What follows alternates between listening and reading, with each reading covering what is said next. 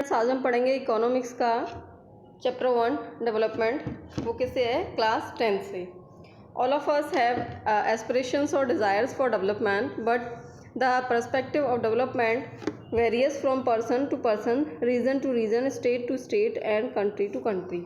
यानी देखो, हमारे पास क्या है, सबके पास ये एस्पिरेशंस रहती हैं कि बहुत ज़्यादा विकास हो, बहुत ज़्यादा डेवलपमेंट हो, लेकिन हर जगह पर क्या है कि जो डेवलपमेंट होता है उसमें चेंजेस होते हैं, यानी पर्सन टू पर्सन वो चेंज होगा, रीजन टू रीजन अलग होगा, और स्टेट टू स्टेट और कंट्री टू कंट्री अगर हम देखें तो यानी हर तरीके से जो विकास होता है वो हर जगह एक अलग होगा, हर जगह सेम तरीके से डेवलपमेंट नहीं हो सकता है। Meaning of development: development applies to all round development of a country such as freedom, participation, involvement, economic equality, security, life with dignity and good standard of living. देखो, जो डेवलपमेंट है वो केवल एक ही जगह पर अप्लाई नहीं होता है, वो कंट्री के हर भाग में हर चीज़ पर अप्लाई होगा। जैसे कि अगर हम देखें तो फ्रीडम को लेकर के, जैसे हर चीज़ में इन्वॉल्वमेंट, पार्टीशन के लिए वो भी ज़रूरी है। उसके अलावा जो इकोनॉमिक इक्वालिटी है उसमें भी होना चाहिए, सिक्योरिटी, लाइफ कैसी होनी चाहिए, डिग्निटी, और जो रहने का जो स्टैंडर्ड है लोगों का वो अच्छा होना चाहिए। ये सब डिपेंड करता है आपके विकास पर, और विकास डिपेंड करता है इन सब चीज़ों पर। Different people and different goals. Development perspective is contrasting and sometimes conflicting. देखो, कभी कभी क्या होता है, जो डेवलपमेंट होता है वो कभी कभी तो कॉन्ट्रास्टिंग होता है और कभी कभी बहुत ज़्यादा कॉन्फ्लिक्टिव हो जाता है, यानी बहुत ज़्यादा परेशानी खड़ी कर देता है। तो यहाँ पर दो एस्पेक्ट हैं। पहला है different person can have different development goals, यानी हर पर्सन के पास अपना अलग, मतलब अगर हम देखें तो डिफरेंट पर्सन्स के पास डिफरेंट डेवलपमेंट गोल्स होते हैं। दूसरा है कि हो सकता है डेवलपमेंट किसी के लिए डेवलपमेंट हो, लेकिन हो सकता है दूसरे के लिए वो डिस्ट्रक्टिव हो, नुकसानदायक हो जाए। जैसे एग्जांपल के लिए अगर हम देखें तो जो इंडस्ट्रियलिस्ट होते हैं वो ये चाहते हैं कि बहुत ज़्यादा डैम बना सकें, और डैम बनेंगे तो इससे क्या है कि उनकी जो इकोनॉमिक ग्रोथ है वो होगी। और दूसरा ये कि इलेक्ट्रिसिटी ज़्यादा से ज़्यादा रिक्वायरमेंट में रहेगी, तो इलेक्ट्रिसिटी ज़्यादा से ज़्यादा हम क्या करेंगे, उसको बनाएंगे। लेकिन यही चीज़ जो लोकल कम्युनिटी है उसके लिए प्रॉब्लमेटिक हो जाती है, उसके लिए बहुत ज़्यादा डिस्ट्रक्टिव हो जाती है, क्योंकि जो फॉरेस्ट लैंड है वो पानी में डूब जाता है। जैसे कभी आपने सुना होगा कि डैम का पानी एकदम से छोड़ दिया और उसकी वजह से क्या होगा कि बाढ़ आ गई आसपास के एरिया में। तो वो सारी जो कंडीशंस होती हैं वो एक तरफ जो डैम बना रहा है उसके लिए विकासशील हैं, लेकिन जो वहाँ पे रह रहा है उसके लिए क्या है, प्रॉब्लमेटिक है, उसके लिए परेशानी खड़ी कर देती हैं। तो इस तरीके से दोनों ही चीज़ें हो सकती हैं, किसी के लिए अच्छा भी है तो किसी के लिए वही चीज़ बेकार भी हो सकती है। Income and other goals: income is considered the most important component of development, at it can buy material goods and services. People also seek equal treatment, freedom, education, security, respect for their job, peace, a pollution free environment and so on.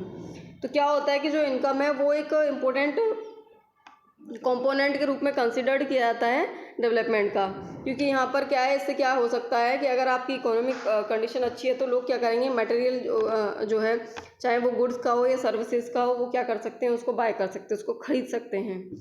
और उसके साथ साथ लोग क्या चाहते हैं कि equal treatment हो, फ्रीडम हो, एजुकेशन, सिक्योरिटी, और उनकी जो जॉब है उसके लिए रेस्पेक्ट हो, शांति बनी रहे, और ऊपर से उनको क्या चाहिए, पॉल्यूशन फ्री इन्वायरमेंट चाहिए। तो ये सब क्या है, ये सब एस्पेक्ट्स हैं किसके, उसके डेवलपमेंट की।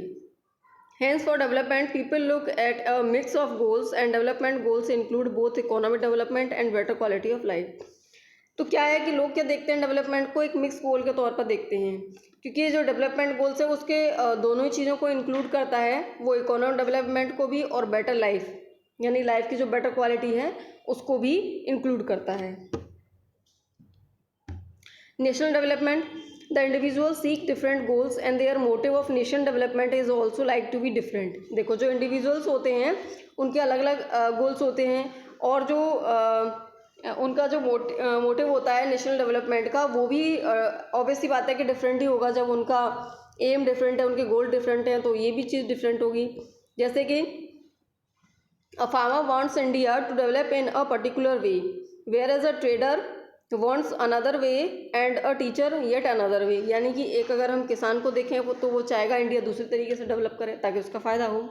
अगर हम वही चीज़ ट्रेडर के ऊपर देखें तो वो भी एक अलग तरीका चाहेगा कि दूसरे तरीके से डेवलप हो। अगर हम टीचर की नज़र से देखें, अगर हम टीचर के हिसाब से देखें तो वो भी एक अनदर वे चाहेगा। तो under national development priority is given to those goals which benefit a large number of people.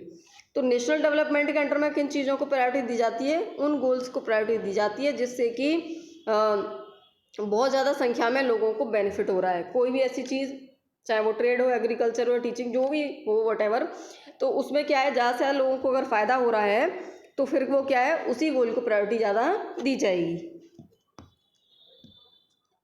Comparison of countries और स्टेट, अगर हम कंपैरिजन करें कंट्री और स्टेट का, तो देखो बेसिस डेवलपमेंट के बेसिस पर यहाँ पर क्या होगा, उनका क्लासिफिकेशन हो जाता है।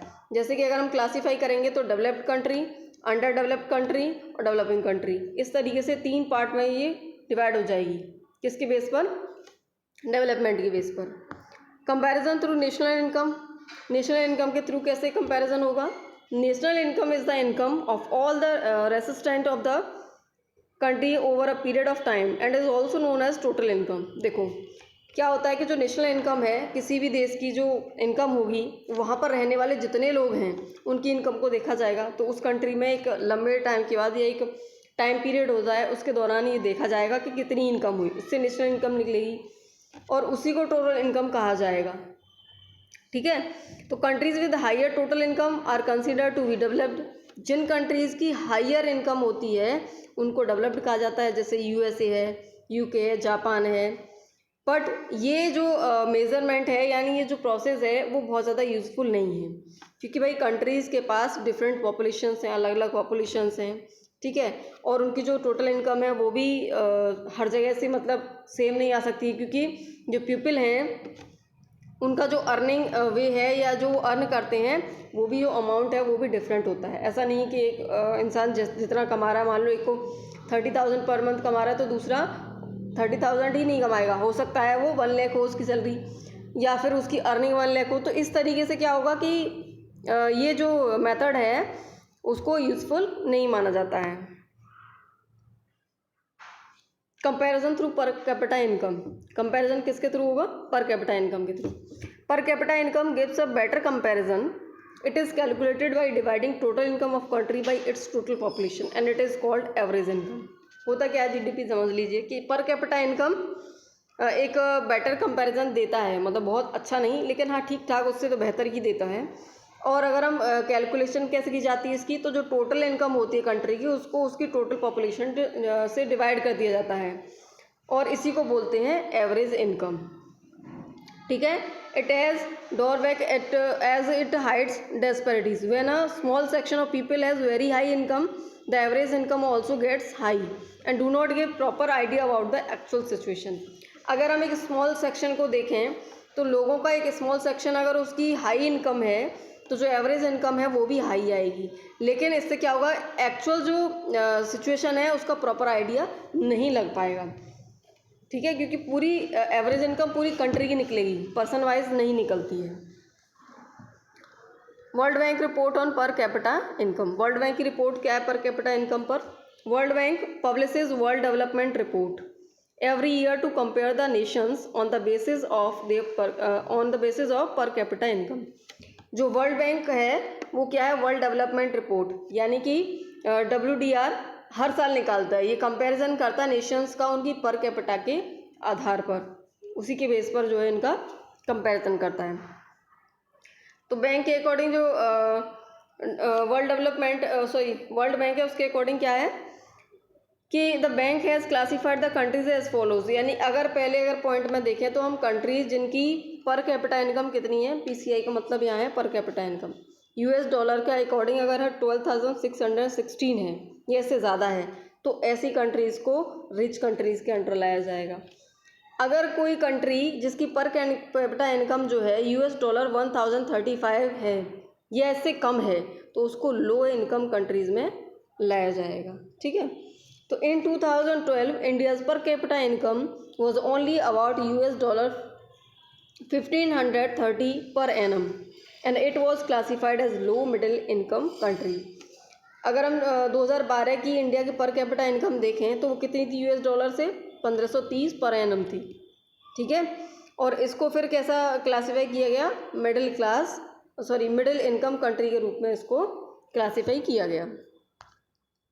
Public distribution system, some states like Tamil Nadu has a well functioning public distribution system for supply of food grains to poor people in rural areas, where Jharkhand does not have such a efficient system. देखो कुछ state जैसे तमिलनाडु है, उसके पास public distribution system बहुत अच्छे से काम कर रहे हैं वहाँ पर, और जो फूड ग्रेन्स है उसकी सप्लाई बहुत अच्छे से हो रही है जो रूरल एरिया में रहने वाले पुअर लोग हैं उन लोगों के लिए। लेकिन अगर हम झारखंड को देखें तो वही चीज़ सिस्टम जो है तरीके से नहीं हो रहा है। कहाँ? झारखंड में। तमिलनाडु में 75% लोग जो है गांव में रहते हैं, रूरल एरियाज़ में रहते हैं, ठीक है। अब वहाँ पर क्या है, वो राशन शॉप का यूज़ करते हैं मोस्टली। वो क्या करेंगे, रूरल एरिया में रहने वाले लोग राशन शॉप का यूज़ करेंगे। लेकिन अगर हम झारखंड की बात करें तो केवल 8% लोग ही ऐसे हैं रूरल एरियाज़ के भी जो केवल इसमें सक्सेस हैं, यानी राशन शॉप का यूज़ करने में सक्सेस हैं, जबकि तमिलनाडु में 75% पॉपुलेशन राशन शॉप का यूज़ करती है। तो ये जो आपको नोट्स में समझा रही हूँ, इसको आप अपनी नोटबुक में ज़रूर लिख लीजिएगा, ठीक है। बॉडी मास इंडेक्स क्या है? BMI। Nutrition is another important aspect of development. Internationally a standard known as body mass index is used to determine whether an adult person is undernourished or not. If we divide the weight of a person by the square of her height, we get a ratio which is called BMI। देखो जो nutrition है वो भी एक another important aspect है किसका? Development का। अगर हम इंटरनेशनली देखें तो ये स्टैंडर्ड किस नाम से जाना जाता है? बॉडी मास इंडेक्स के नाम से जाना जाता है, जिसके लिए BMI जिसको बोलते हैं शॉर्ट फॉर्म, ठीक है। और ये क्या डिटरमाइन करता है, जो एडल्ट पर्सन है वो अंडर नरिश्ड है या नहीं, ये इस चीज़ को डिटरमाइन करता है। तो अगर वेट को अगर हम देखा जाए, किसी भी एडल्ट पर्सन के वेट को हम ले लेते हैं और उसकी हाइट से उसको क्या कर देते हैं, डिवाइड कर देते हैं, और जो रेशियो निकल के आता है उसको हम क्या बोलते हैं? BMI बोलते हैं, ठीक है। तो यहाँ पे देखो ये लिखा हुआ है BMI equal weight in kg and height in metre per square. तो इस तरीके मीटर स्क्वायर, तो क्या होगा कि उसके वेट को और उसकी हाइट से डिवाइड कर दिया जाता है, तो उससे क्या निकलता है, उसका जो रेशियो निकलता है उसको हम क्या कहते हैं? बॉडी मास इंडेक्स कहते हैं। अगर मान लीजिए BMI किससे बिलो है? 18.5 से, तो पर्सन कैसा है? Under nourished. और अगर ये 25 से ओवर है तो पर्सन कैसा है? ओवर वेट हो गया। फॉर एग्जाम्पल अगर वेट है अगर एक व्यक्ति है जिसका वेट है 15.5 kg और हाइट मतलब 1.65 मीटर है, तो अगर हम उसका वेट देखेंगे, अगर उसका वेट निकलता है 50.5 kg, तो पर्सन क्या है, वो कैसा कंसिडर्ड किया जाएगा? वो अंडर नरिश्ड होगा, ठीक है। और अगर उसी सेम पर्सन का वेट अगर 68 kg हो जाता है तो वो पर्सन कैसा हो जाएगा? ओवर वेट हो जाएगा। तो ये क्लियर है? आप एक बार फिर से समझ लीजिए कि अंडर नरिश्ड क्या है, कि अगर मान लीजिए कि उसका जो वेट और उसकी जो वेट है उसको हाइट से हम अगर डिवाइड करते हैं और उसका जो रेशियो है उसकी जो हाइट है उसके अकॉर्डिंग सही निकलता है तो वो अंडर नरिश्ड है, और अगर ज़्यादा हो जाता है तो ओवर वेट हो जाएगा। जैसे कि अगर 18.5% है तो वो अंडर नरिश्ड है, और 25 से एबव हो गया तो वो ओवर वेट हो जाएगा। यानी एक व्यक्ति जिसकी हाइट 1.6 मीटर है, उसका वेट अगर 50.5 kg है तो वो अंडर नरिश्ड है, और अगर उसी का वेट 68 kg है तो वो फिर क्या हो गया? वो ओवर वेट हो जाएगा। लेकिन ये जो स्टैंडर्ड होता है, यानी ये जो मेज़रमेंट है, ये ग्रोइंग जो चिल्ड्रन होते हैं उनके ऊपर एप्लीकेबल नहीं होता है।